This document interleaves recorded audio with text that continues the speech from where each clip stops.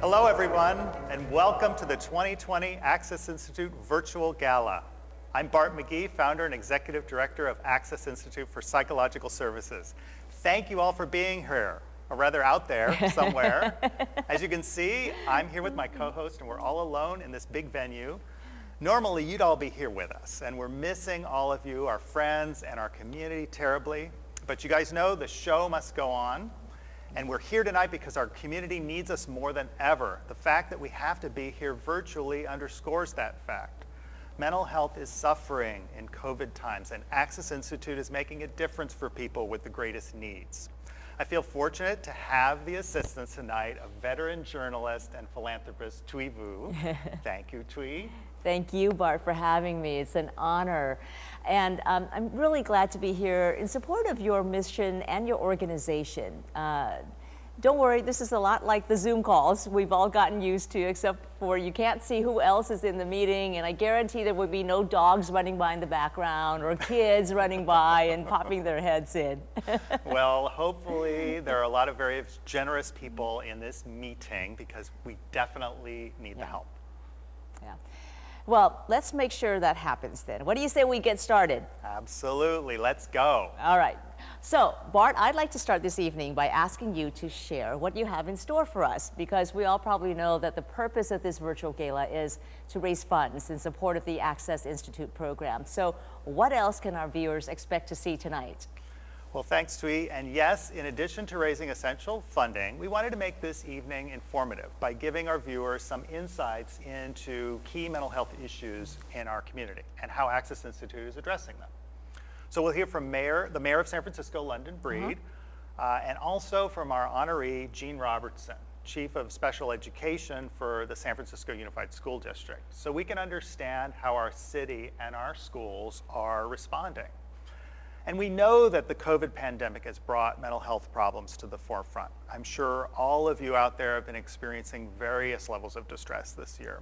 But COVID has also laid bare the inequities in our mental health system. And that's why what Access Institute is doing is more important than ever. Yeah.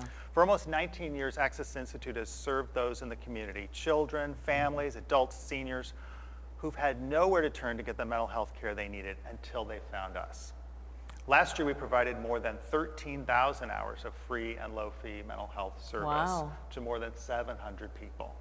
Wow. So.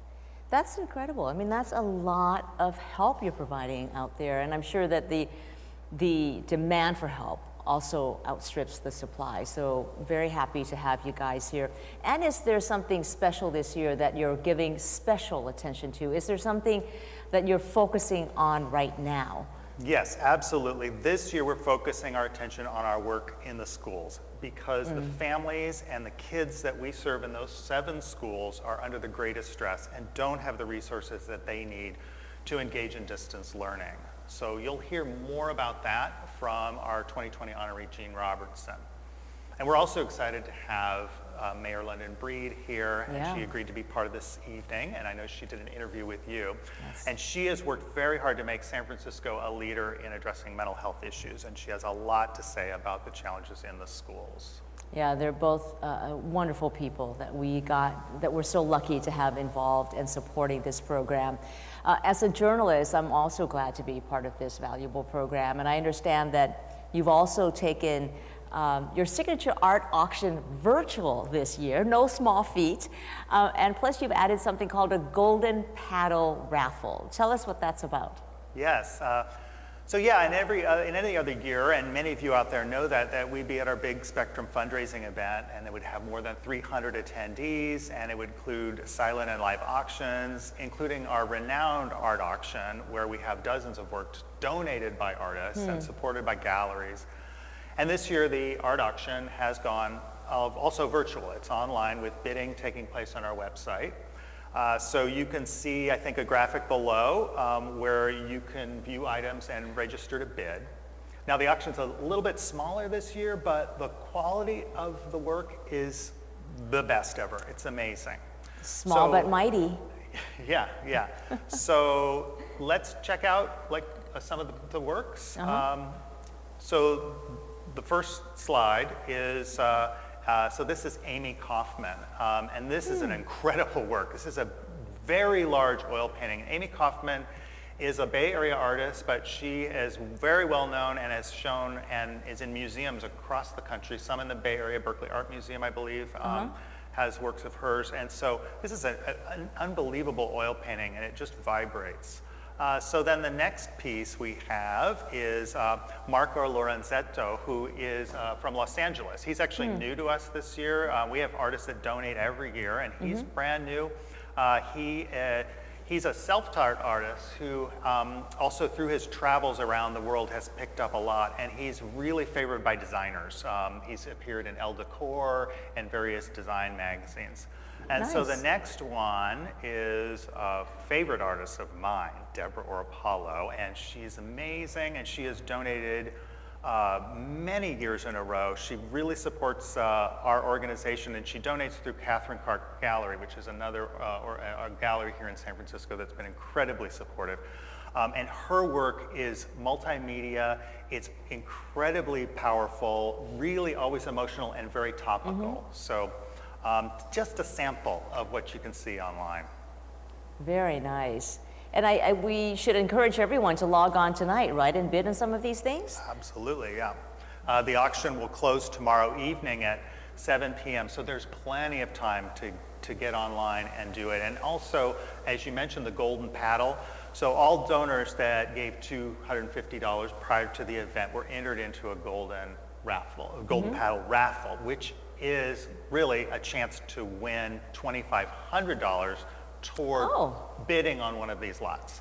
Well, that sounds awfully nice. Have you picked a winner? We have. We did earlier today. We drew lots, and we got a random name of the winner, and the winners are James and Claudia Harrison. And I'm so pleased. Congratulations. James and Claudia, congratulations. And James and Claudia have actually been supporting Access Institute basically since we started. I think they came, pretty sure they came to our first Spectrum event, and they've been to many in the subsequent years. So thank you very much, and congratulations. Fantastic. Congratulations to them.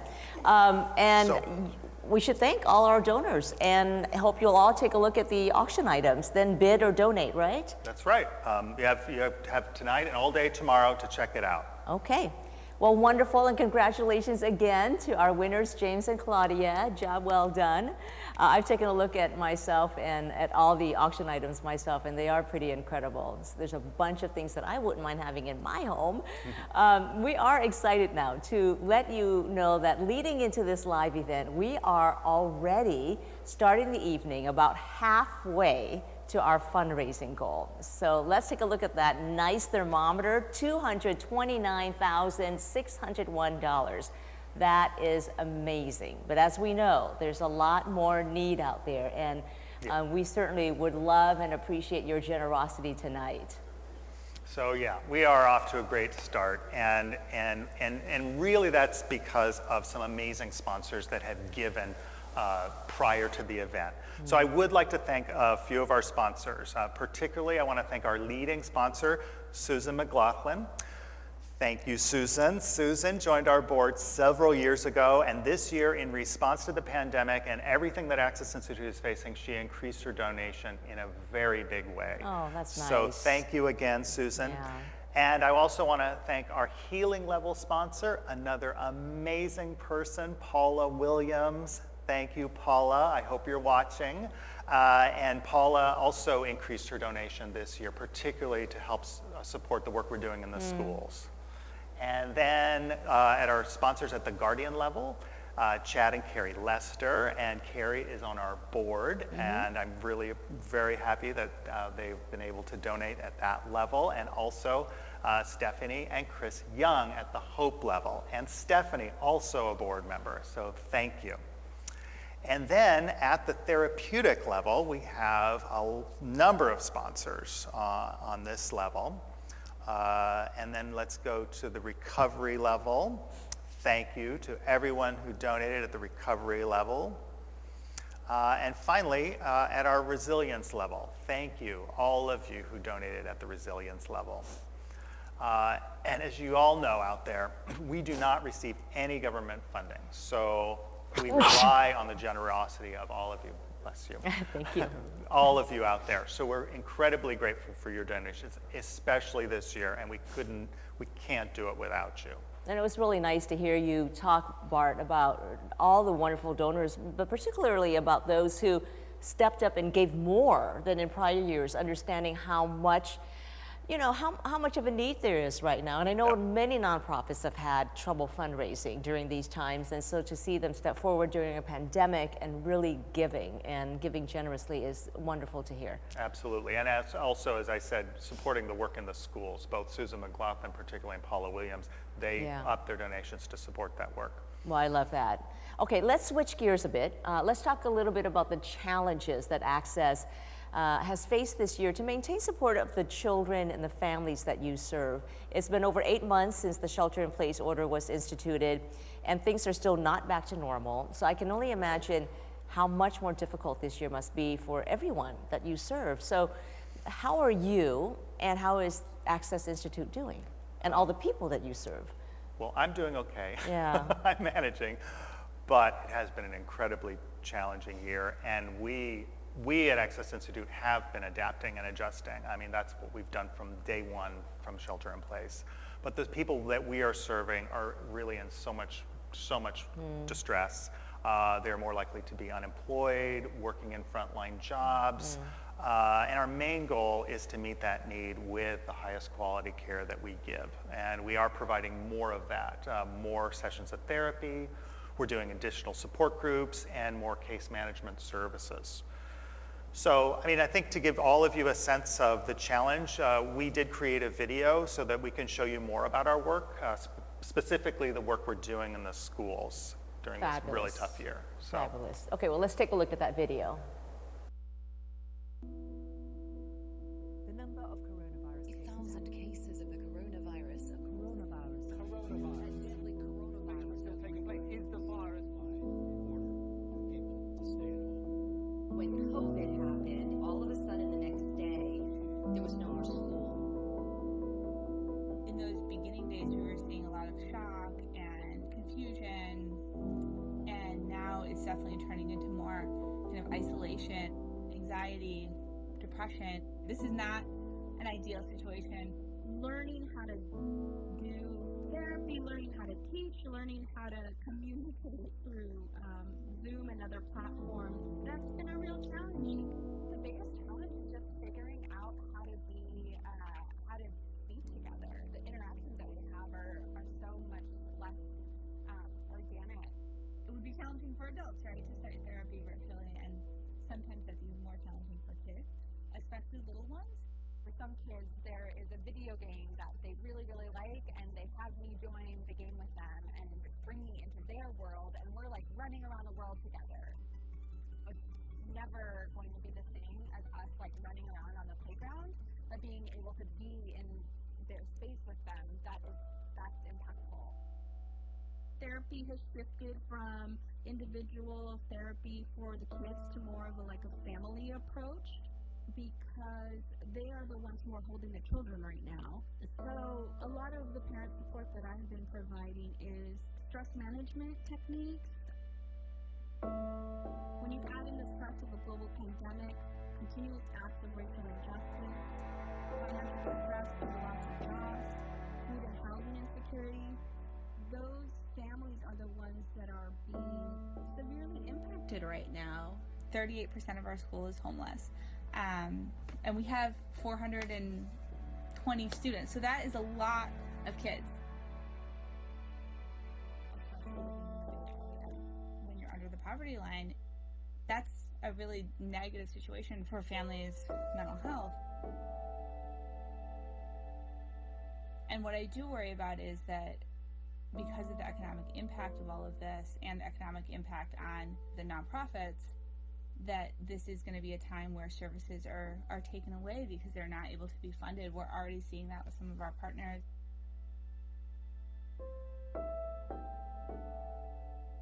That really concerns me in this time of a collective trauma and increased mental health needs, that now we're going to lose additional services is really scary. I don't believe this is the time to take away mental health services at all. This March, we faced our biggest challenge yet as the COVID-19 pandemic forced us to shelter in place. We quickly adjusted and expanded our services to meet this crisis. Our school community has been most impacted by the mental health challenges of the COVID-19 pandemic. These students and families need our help now more than ever.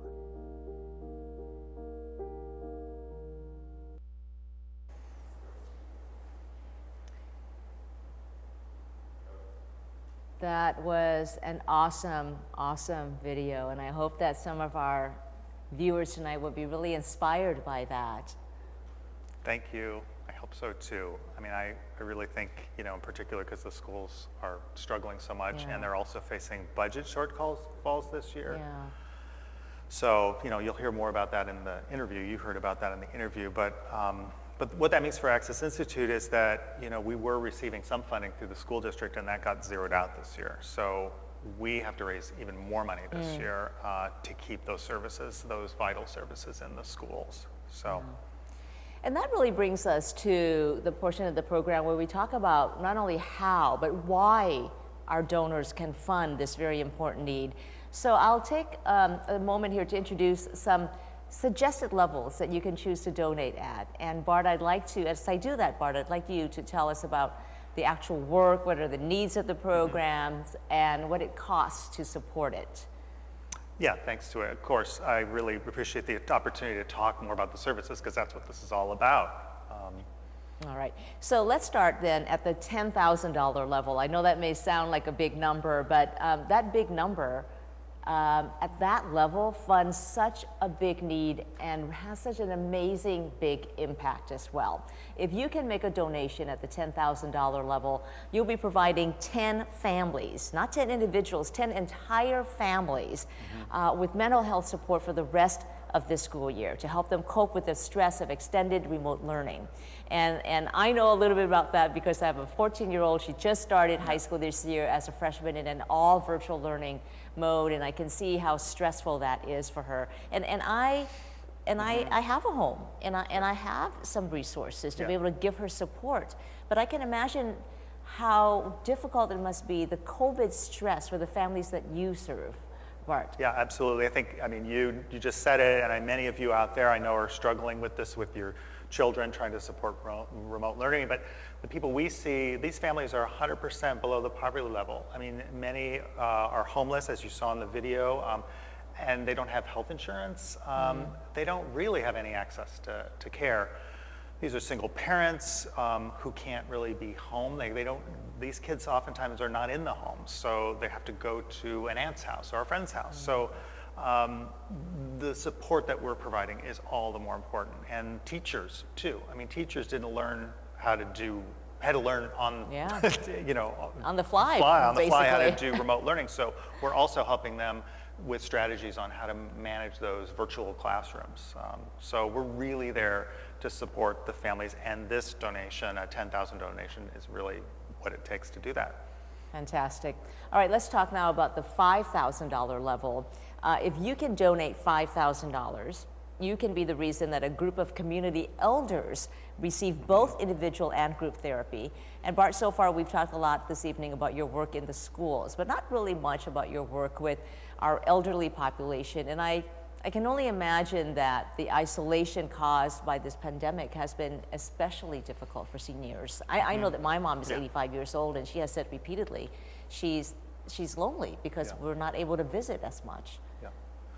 We had to pick tonight, so we focused on the schools, but boy, we could do a whole evening about the work that we're doing at Baby Hunters Point Adult Day Health Center, where we're seeing, for 15 years, we've partnered with them to see the seniors in that community. And when the center closed back in March, all the seniors had to go home, and again, many of them to assisted living facilities and a lot of isolation, as you said.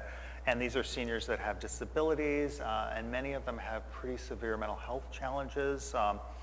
And I think just about all of them are African American, all pretty much live in Baby Hunters Point, and most of them, that cohort, they grew up during the Jim Crow era, so they carry a history of racial trauma with them. So isolation is not what you would want for these seniors, so the connections that we've been able to maintain with them through remote therapy, virtual therapy, has been really vital to them. So, you know, it's so important that we keep those services going for them. That's so important to hear and to share. Thank you, Bart. It's also really helpful to learn about the specific impact that our donations can have at the $2,500 level as well. This provides a comprehensive assessment for one of your adult or child patients. So tell us about these assessments. What do they entail? And specifically, tell us about your interns who are doing this important work. Well, first of all, the assessment program is awesome. It is an incredible resource. So these are powerful services that, you know, normally you would pay thousands and thousands of dollars for, and vital services. I mean, to get these kinds of tests done for, you know, a child, let's say, who's struggling in school and it's not clear what kind of learning disorder they have, or different kinds of emotional problems that might be impacting it. So they're so important, and they are services that are all provided by our psychology interns in the testing program. And all of our interns and postgraduate fellows are incredibly capable. I mean, this program is so important because it gives them the training that they need to become licensed and become successful clinicians. And, you know, the kinds of things they're learning, the kind of hands-on learning, whether that's in the schools or in this assessment program, is so powerful. I agree, that's so needed. And it sounds like your mentorship program is creating many new therapists that will continue this work throughout their careers. And that's such a wonderful thing. You're passing it along. Yes, absolutely, we are. We've been doing this for almost 19 years. And I mean, I think at this point we've probably trained almost 200 clinical psychologists, clinical social workers, and marriage and family therapists. And all of them are out there in the community now working. And our program, I mean, it's really unique in terms of its depth, its breadth, and the high quality of the training, and the social justice focus that we have. So it's a really a nationally renowned program. So it's very, very well sought out. Absolutely, and I love to hear the passion that you share as you talk about this.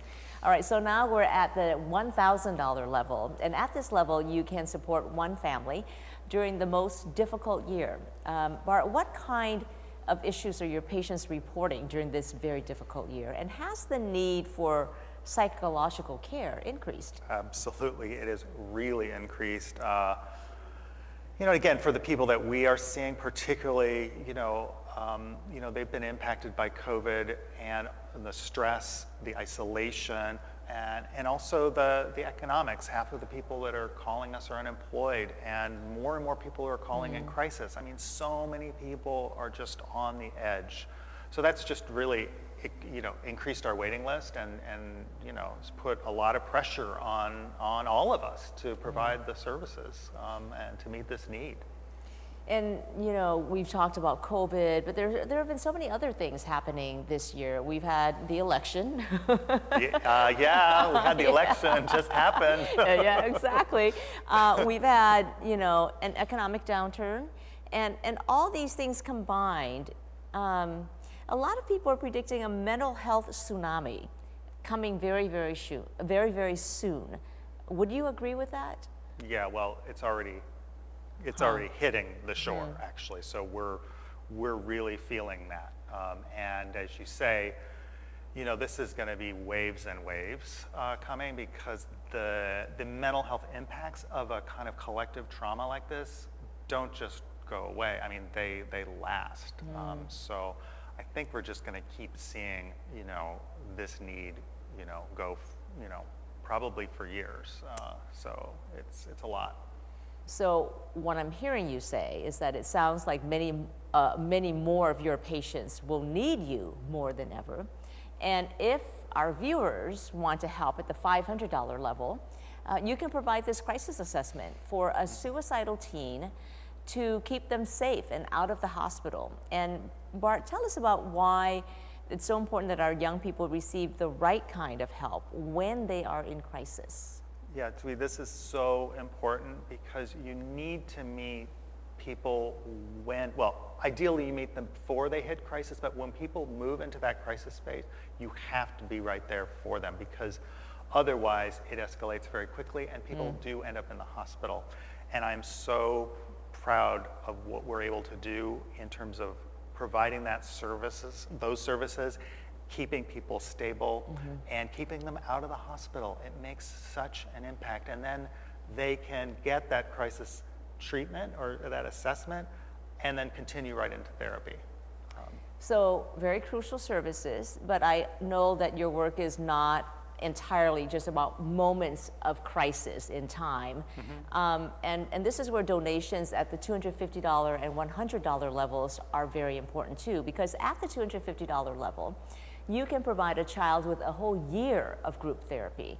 And at the $100 level, you can give a struggling parent access to therapy as well. Yeah. So Art, tell us a little bit more about the day-to-day work, not just those moments of crisis, although very critical, but the day-to-day work that you and your colleagues are doing. Yeah, so you mentioned therapy, and that really is the backbone of the program. I mean, that is the core service that we're providing, and it's in-depth therapy. It can be brief or long-term, but it's really, the point is it's tailored to the needs of the individual, and so we really are trying to respond exactly to what people what they need, and there are no time limits.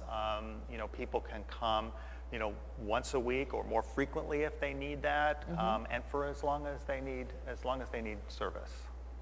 That's and of course it's all on a sliding scale, so affordable and accessible. Oh, wonderful. Yeah, that's our name, Access Institute, accessible. That's the name, Access, for everyone. Yeah. Okay.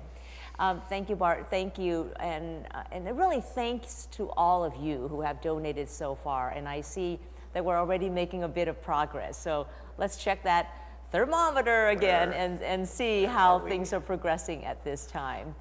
Oh, we are now up to $240,000. Thank you. $851. Thank you very much.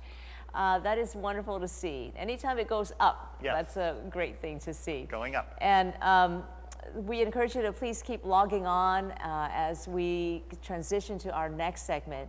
And at this point, I just want to point out that last week, you made a reference to this earlier. Last week, I did have a chance to interview Mayor London Breed about this issue of mental health and how to meet the needs of the communities that we live in. And she agreed to meet me over Zoom. And I asked her to help give context to this conversation about the mental health crisis facing our communities. So here now is my interview with Mayor London Breed. Mayor London Breed, so nice to have you. Thanks for joining us. Of course, glad to be here. Well, in November of 2019, you, along with Supervisors Ronan and Haney, announced a plan to move forward with what's called Mental Health San Francisco. Can you tell us about this plan and why you believe mental health should be a priority for the city?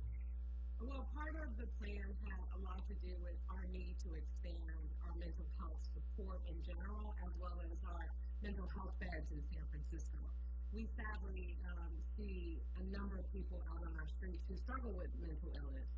And sometimes when we are able to provide them with support, for example, sadly, if they're taken into custody and taken to San Francisco General, we may not necessarily have a place for them to go to get healthy. So a big part of mental health SF is really trying to change how we address mental health challenges in San Francisco, how we respond to those challenges and not using law enforcement, but using our clinicians and peer counselors and our paramedics. And so it's a comprehensive plan that is reforming the system so that it's not being dealt with from a law enforcement perspective, but from a perspective of providing resources to someone who is experiencing whatever that challenge is. It could be dementia, it could be someone who's schizophrenia, who has schizophrenia, it could be a number of things that people are dealing with. Developing mental health SF is a big part of our goals to try and deal with this citywide. And you've been so assertive on this issue and really have been a big advocate of these kinds of services and making sure things get done. I'm wondering though, is the task now even tougher than ever. How has COVID-19 impacted the need for community mental health care needs in San Francisco? You add COVID to the picture, and you not only are dealing with those who are struggling with mental illness on our streets, people who are experiencing depression based on isolation, our kids who are not in school right now, domestic violence has gone up, suicide has gone up, all of the things that we know exist, the numbers have increased as it relates to COVID. The program is a little scaled down compared to what we really wanted to do and what we truly need. But the goal is to begin the process of implementation because we know people are struggling and we're hopeful that we will start to see a difference. I'm so glad you brought up counseling because Access Institute, that is what we do at the Institute. And so how can partnerships with nonprofits such as Access Institute fill the gaps in capacity that you're facing right now? Well, the fact is the city could have the best programs anywhere and we won't be able to touch the lives of everyone. And that's why having organizations like Access, where you are in direct connection with schools, you have relationships with some of the counselors and principals and other folks who work directly in those schools to provide referrals, to support children, to support them in the midst of the challenges that they're dealing with their families. That's invaluable because sometimes we're not always able to get to every person and every family.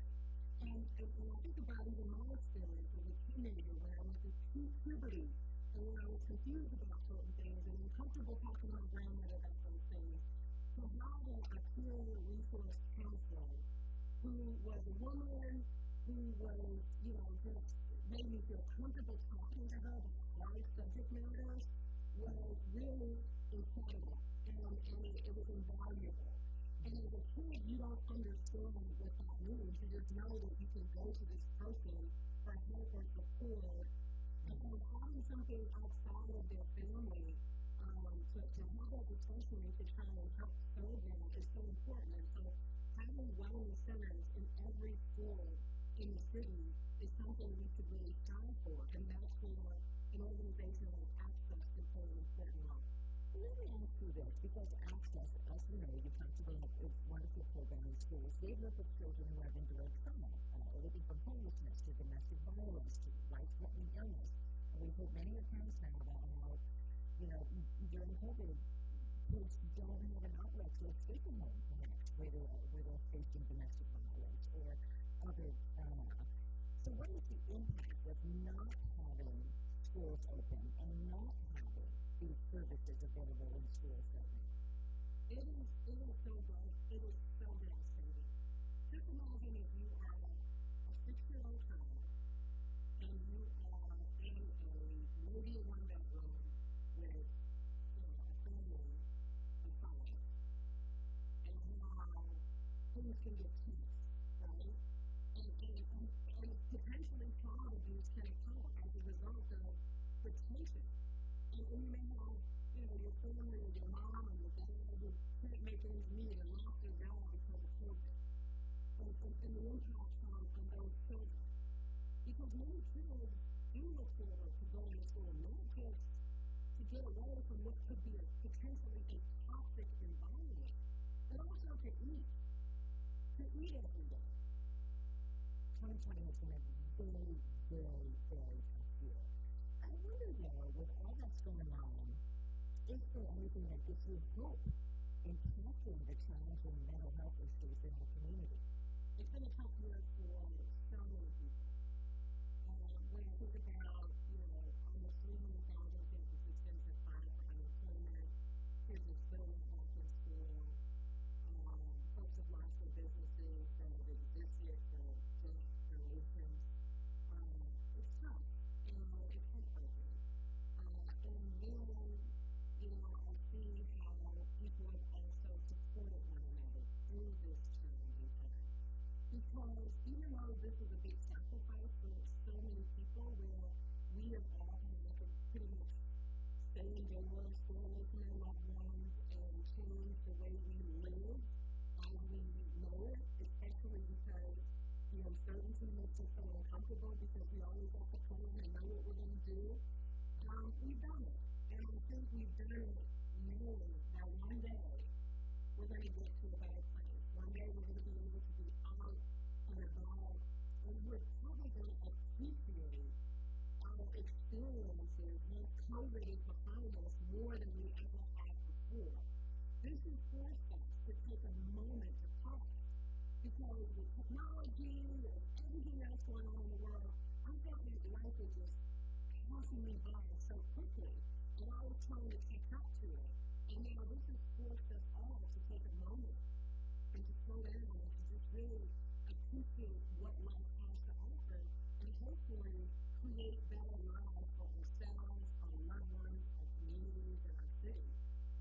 So I'm hopeful that after this is over, we're going to see happier people, a newfound love and appreciation for one another, and I'm excited about that. What a wonderful, hopeful note to end on. Mayor Lyndon B., thank you so much for your time. Thank you so much, Queen. It was great joining you here today. And it was really wonderful to be able to have that conversation with London Breed. She was so gracious to give us that time. And Bart, it's so nice to know that you have such amazing support from the mayor's office of San Francisco. It's pretty great. I mean, she as you saw, I mean, you got it. She gets it, and she gets the need for mental health. And she, she's been to our Spectrum Gala for the last few years, and many other leaders in the community have too. So I think they know that, that the city, as she said, can't do everything themselves. So they rely on nonprofits like Access Institute to partner with them and to help, it's like help patch that safety net, so that it can really hold people. So yeah, we've got to do this together. Yeah, and that safety net is needed now more than ever. Yeah. So I think what she has said seems to have resonated with many of our donors. So let's check in on our progress so far and see how our thermometer is doing. And I think I see that we've continued to receive some big donations. Okay, 250,000, 851, it keeps going up. And some of the big donations include $5,000 from Ennis Olson, and that's not all, Bart. It comes with a matching $5,000 from Google, so that's 10,000 total. Thank you, very Ennis. much. Yeah, it's so awesome to see the support coming in from all of you. You all get it, so thank you so much. This is when we would also like to transition to our honoree. We've talked a lot about, the recipients, the wonderful work you do, but this next honoree has just been an amazing supporter of the work and has really made it possible for you to do the incredible work that you currently do in schools. And of course, I'm talking about our honoree this year, Jean Robertson, Chief of Special Education for the San Francisco Unified School District. Tell me a little bit about why you chose her as your honoree. So yeah, every year we do choose an honoree, and it's someone who is an individual who's either made a big contribution to our mission or whose work has made a big impact on the mental health and well-being of the community. So this year's honoree, Jean Robertson, has really done both in a big way. She really does deserve a lot of our appreciation for this. And the story of Jean is great too, because she really goes to the beginnings of the in-school therapy program that we started. I met Jean 15 years ago when Access Institute was in its infancy, and I had paid a visit to Grattan School, where Jean was the principal, and I went there as a therapist, and I was working with a boy who was in a foster care situation and was really struggling at the school. And I had no idea what kind of reception I'd get because, at that time, and I think even today, mental health and education can be kind of an oil and water situation. So I wasn't prepared for Jean's incredibly warm embrace. I think she said, "Bart McGee, therapist, you've come to the school." So she had already become this big advocate for the boy that I was working with, and she saw me as an ally and who could help him, develop the basic trust and safety that was essential for him to get his education back on track. So she had pulled together his teacher and school social worker. other key staff, his grandmother, and we all worked together to really get on the same page, and really support his social and emotional well-being. So what I discovered in Jean through that work was how intuitively she understood that ensuring that a child succeeds in school really has to do with attending to social and emotional needs. So she truly is, she was at that time and still is, she was a principal, an educator with the heart of a therapist. Aw, she's a saint. She's kind of a saint. So it's not surprising what came next. I asked Jean what she thought about having Access Institute therapists placed in her school. And with that enthusiastic yes that I got, Access Institute's in-school mental health program was born. And that was 2005. And I can say to you, Jean, and to everyone watching tonight, that this was a moment of true inspiration when our two minds and spirits came together, and we created a program that has helped hundreds and hundreds of kids and families, just like that boy we helped during our first time together at Grattan School. So I'm so grateful for your friendship, Jean. You've been the best collaborator. We're so fortunate to have you as Chief of Special Education for San Francisco. It's a role that truly requires an educator with the heart of a therapist. Even now, with everything that you're carrying, with COVID, with distance learning, your spirit hasn't changed a bit. You're the same as that day when I met you at Grattan School. And the only thing we were thinking about at that time was how to help that child. So thank you, Jean. Never stop. The kids depend on you.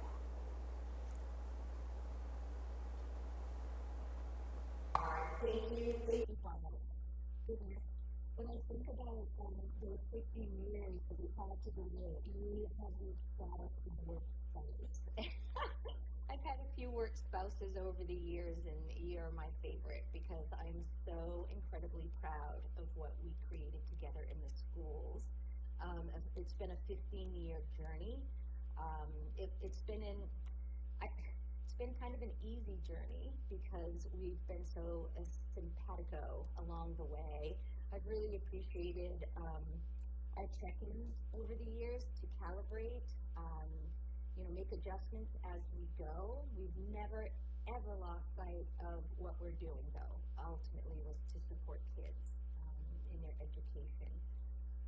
I think one of the best silver linings of all of our work, though, has not only been helping the students and their families, but was to get teachers and school staff to understand how important it is to have the mental health component addressed in the school day, like in the building. For many, many years, we would sit with families and suggest therapy and give them a list. And we'd say, here's 10 places in the city you can go, give them a call, and we'd send them on their merry way. And if anybody in this room today who's raised a family in a crisis or is struggles with family, the last thing you're able to do in one of those places really often pick up the phone. It was very, very important for me to have these services in the school day that made it easy for families to address their kids' social emotional needs. So I am so proud of what we created together at the schools that I ran, but I think what I'm even more proud of is expanding it into other schools. And that was not easy part, to get out there with my colleagues and the higher ups and to sing the praises of what we created together at Grattan School back in the mid-2000s. And so the fact that we have been able to expand into, I think, 7 other schools is just something that I'm very, very proud of. More so even though is to change the mindsets of the staff and folks at the school who serve the kids to see the benefits. Ultimately, when you have a teacher come to me, the principal during the school day and say, what's so-and-so's number? Hey, Johnny, I'll just say Johnny's having a tough time. Can I reach out to his therapist? And I'm like, yay, it was music to my ears to just bring the partnership full circle. So that's been beautiful. One of our big struggles right now, though, is funding. I think everybody understands what public school systems are up against. I'm a public school crusader. That's where my life's work is. This is a journey, and it's never going to stop. So all of those nice things that you said to me about me actually have been growing over time. Like I actually understand now what I have done. I didn't necessarily know in the moment what we were doing and how we were building this sort of holistic approach to supporting kids, but I do now because I'm a journeyman now. And funny how journeyman works with the word journey, but it's true. There's to be a master educator is to understand all facets, and so that's where I'm at. I have never been more proud to receive an honor, and the fact that it's coming from Access Institute is just so much fun. So our funding, as I started to say, is winning. We're having all sorts of troubles with the current administration and Mason. Public schools are slowly being defunded. And it's nothing to us. Like in our expansion, we were able to collect some funding to expand Access Institute. So that's why I'm here today. I'm still coaching, I'm still helping, and I'm still a principal. My friend is at Cleveland Heights for the next economy student, my mentor principal training. And I thought, these guys have amazing programs to school. And she looked at me and said, I took them. I just every one of these programs. And it was the best thing a mentor ever could have said to a public school principal. It's so that it has to come to that. But there's just more like I said, you get to be ready for your kids. You got to build programs for your kids. You want to build really strong kids. And students, of course, to support their kids. So thanks for the honor. Super, super glad to be here. This is better than last year. This is better than Principal of the Year. To be honored by Access Institute for Mental Health. This is DJ Institute. It's such a good time over the years. You're a best cover and it means the world to me. And while it's our first program, we have a lot of work to do still. And I'm super, super looking forward to continuing good work in the coming years ahead. So thank you. I thank everybody here today, and don't hesitate to think about it, so that you can go far beyond school and more kids 743. You can 56,000 kids in this city, and I feel I want to say everybody is sacrificed, but a good number of them did. So thank you. Well, thank you, Jean Robertson. You can see now why she is our honoree, and it was so nice to meet your work spouse. Yeah, it's amazing. I love Jean. I love you, Jean. Oh. Yeah. Well, we're getting near the end of our program now, so I'm so glad to see that donations are still coming in, Bart. Wow, it's really awesome to see. We do still have a ways to go, and this live stream will remain available on our site and on Facebook, so people can keep donating, and tell your friends. Please let people know they can watch this show that we just did. It'll keep going. So, and also, please follow us on social media and share the links with your friends and colleagues, because one of the things that's difficult about not having a live event is that we can't bring new people in. I can't talk to people. So this is the way you all can help too, is just by sharing the work we're doing. So please share everything. And if you think this is new for you, it's very new for us, doing a fundraiser in basically what is an empty stage and theater, except for the skeletal crew that is here because of COVID times, and you can't see them, but they're doing phenomenal work behind the scenes, so our thanks to them as well. But this is one of those times that I think we just come up with creative ways to come together and support meaningful work. And so, speaking of meaningful work, this is an opportunity to have one segment here where we have one last short video to show you. So you can hear from some of the amazing staff, the fellows, the interns, and all the board members that really bring this program alive. It's true. I mean, this work it's human service. So these are all the people that you're going to see in a second are just the little sample of the many people that dedicate themselves to making, making our 19 years so successful and make me happy every day, because I love working with everyone at Access Institute. Community of people who've come together to help those for whom mental health services are not available otherwise.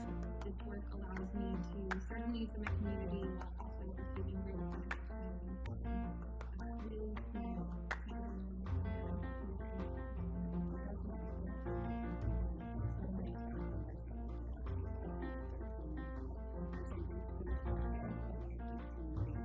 My work at Access is about caring for my community, about providing essential mental health care, not just now during a once-in-a-century pandemic, but year after year for all those who need it.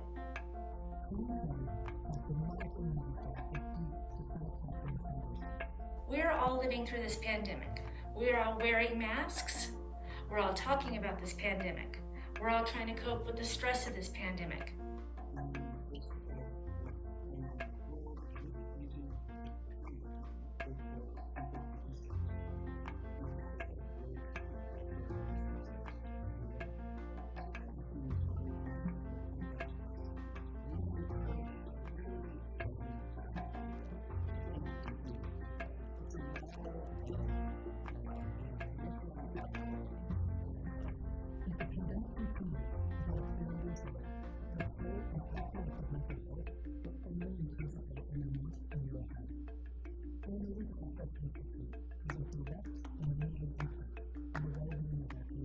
I hope you too will appreciate the work we're doing and consider making a donation. I love that video and all the times that the folks in there said community, right? You really feel that spirit of community and how much they care. And just, kudos for all the wonderful people on your team who do this work. Kudos to all of them. It really is. It's the interns and fellows that are doing the work on the front lines. It's the staff supporting them. It's the board of directors supporting all of us. And then it's all of you out there, all of our donors and everybody who volunteers for the organization. Everybody, it truly is a community organization. Yeah. Speaking of donors, on that note, I'm going to ask for one more round of donations before we end the program. You knew that was coming, but this is a fundraiser after all. And thank you so much for all of you for joining us. And let's take one final check on that thermometer to see how we did tonight. And there you go. We brought it up, Bart. $253,951. Thank you, all of you, and thank you, Twee. This was fun. It's been my pleasure, my honor. Thank you so much for being here with us. Thank you, everybody. Good night.